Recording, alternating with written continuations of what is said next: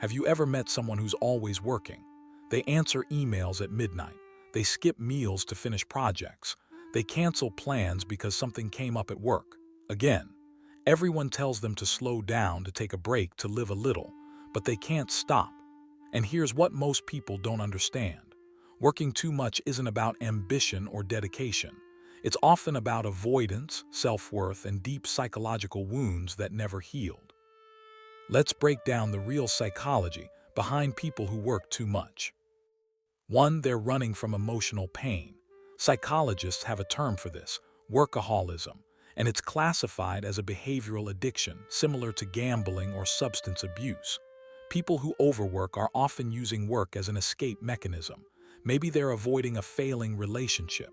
Maybe they're running from loneliness, grief, or unresolved trauma. When they're busy, they don't have to think. They don't have to feel. Work becomes their drug of choice. Research from the University of Bergen shows that workaholics often have higher rates of anxiety and depression. But instead of facing those feelings, they bury themselves in tasks, deadlines, and productivity. Because sitting still means confronting what they've been avoiding, and that terrifies them more than burnout ever could. 2. Their self-worth is tied to productivity. For many people who overwork, their value as a human being depends on what they achieve. This comes from a psychological pattern called conditional self-esteem. They believe they're only worthy of love, respect, or belonging if they're accomplishing something. Rest feels like failure. Taking a day off feels like laziness. They've internalized the belief that their worth is measured by output, not by who they are. This often starts in childhood. Maybe they only received praise when they got good grades or won awards. Maybe their parents were emotionally unavailable unless they were being successful. So they learned early on that love is earned through performance. And now, as adults, they're still chasing that validation through work. 3. Fear of being replaceable. Deep down, many workaholics are terrified of becoming irrelevant. They think if they stop working, even for a moment, someone else will take their place. Psychologists call this job insecurity anxiety. They believe their value in the workplace and in life is fragile. So they overcompensate by being the hardest worker, the most reliable person, the one who never says no. They think being indispensable will protect them from rejection or failure. But the truth is, this mindset is exhausting. And ironically, burning out makes them less effective, not more. They're so afraid of losing their position that they sacrifice their health, relationships, and happiness to keep it, even when no one's actually threatening to replace them.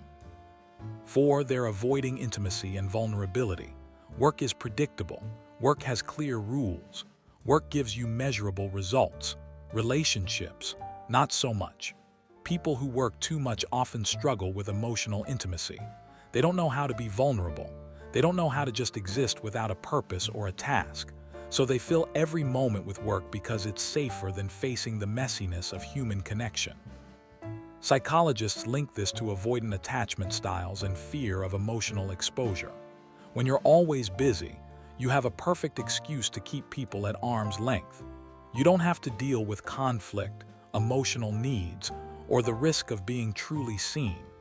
Work becomes a shield that protects them from the discomfort of real intimacy. 5. They're perfectionists with impossible standards. Many people who overwork are driven by perfectionism, and not the healthy kind. This is maladaptive perfectionism, where nothing is ever good enough. They finish a project and immediately find flaws. They achieve a goal and set an even harder one. They can't celebrate wins because they're already focused on what's next. This creates a cycle where work never ends because satisfaction never comes.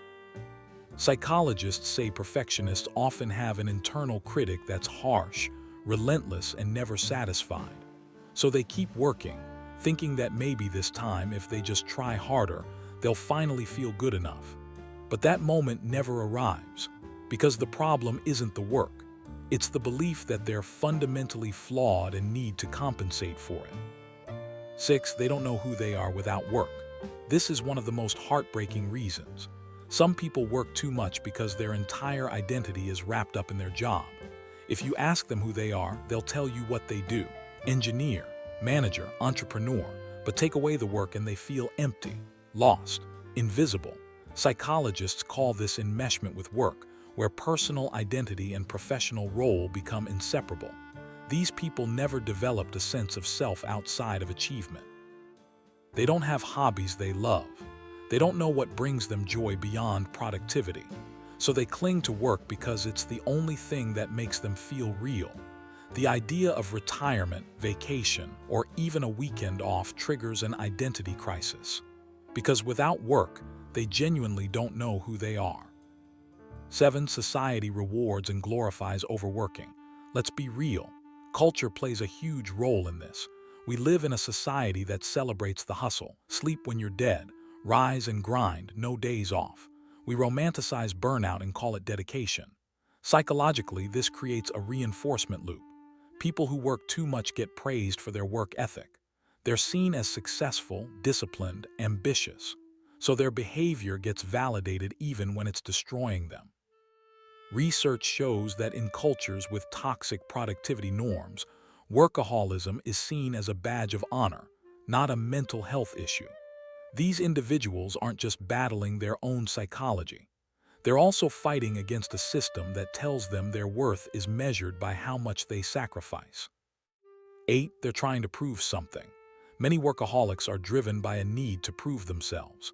Maybe they came from nothing and feel like they have to justify their success. Maybe someone once doubted them and they're still trying to prove that person wrong. Maybe they feel like an imposter and think working harder will finally make them feel legitimate. This is rooted in insecurity and external validation seeking. They're not working for themselves.